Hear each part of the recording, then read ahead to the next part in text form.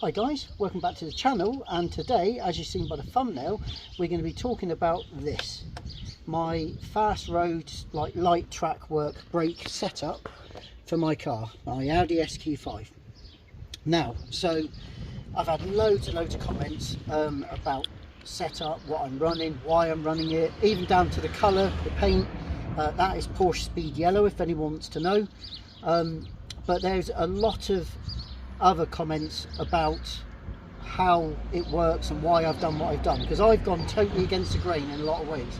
But I think in this video, rather than answering loads of comments, we'll do a video on it so everyone knows. So sorry I'm babbling, so let's just get straight onto it, and we'll go straight to the elephant in the room, the discs. So here you go, we've got high carbon Brembo discs, and as you can see, they're solid, they're not floating.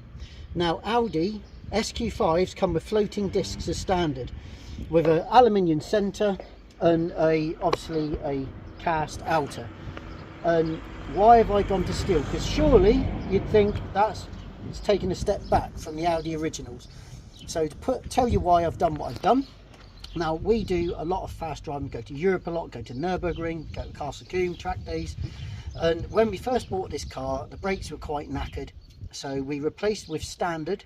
So what I did, I had the standard floating discs and the 330 rear solids, and I went to EBC green stuff rear pads. I went to EBC yellow stuff, which is fast road and light track use, pads on the front. And they didn't give me the bite I was expecting. I thought they were going to be quite vicious over the standard OEM brake pads, which are good, but for that kind of driving, it's a heavy vehicle under a lot of duress, they're not great. So like I said, I went for the 2 sets of EBC on standard discs, and they didn't give the power I wanted, and they did fade a bit, and I was like, well, okay, you know, that's not great. So then we went to a set of Brembo fast road pads, front and rear, and that straight away gave us the bite, that nice sharp bite you want initially. But we were in Germany going up the motorway, and I had to brake hard from 140 miles an hour, and I broke a disc. And they weren't very old, and we broke one of the front floating discs. I had a huge vibration from the front, so we pulled over, and weirdly, when it stood, we checked it, couldn't feel anything wrong, so I just thought, I've damaged a ball joint. It felt like a ball joint gone. So you're driving along, and there was a hell of a vibration. So anyway, we ended up limping it home. It was under heavy braking, it would vibrate really bad, but if you weren't braking too hard, it wasn't that bad. So we just limped the car home, had the holiday, come home, stripped it down, and even though the disc wasn't that old, it had separated the outer, so some of the little legs on the disc between the disc and the hub had broken, and that's what the vibration was.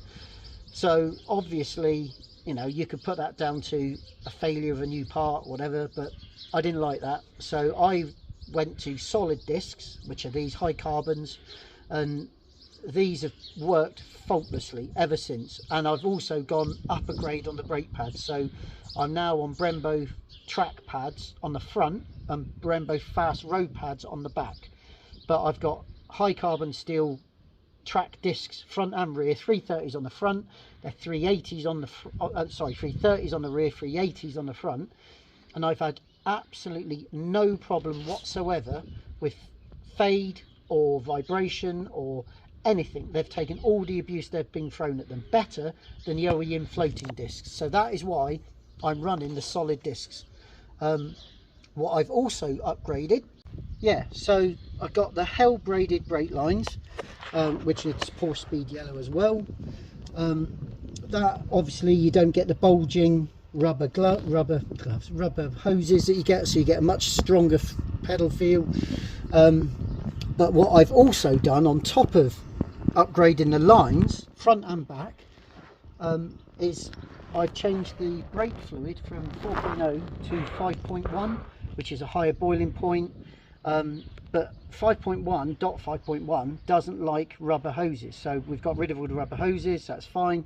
I also flush the brake lines every year rather than doing it every 2 years, which you do on a standard. So if there's any rubbish in them or whatever, then it's cleared out, because obviously brake fluid's hydroscopic, so it attracts water, so you don't want water in your line, especially track use or fast road driving.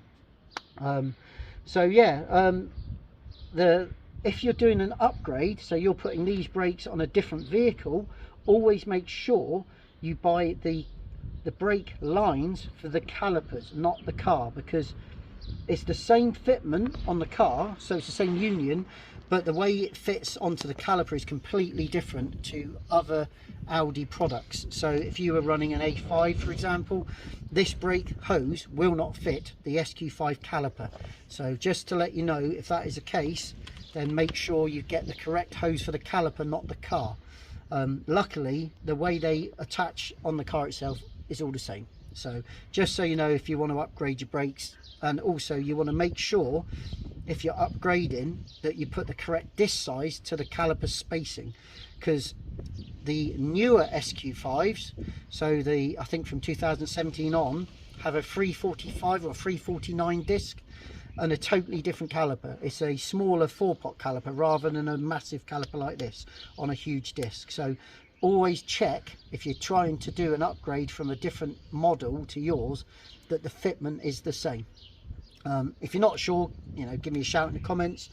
But yeah, I just wanted to give you a quick update and tell you what I've done and why I've done it, and why I've gone against Audi and gone for a solid disc over the floating. So hope that helps, guys.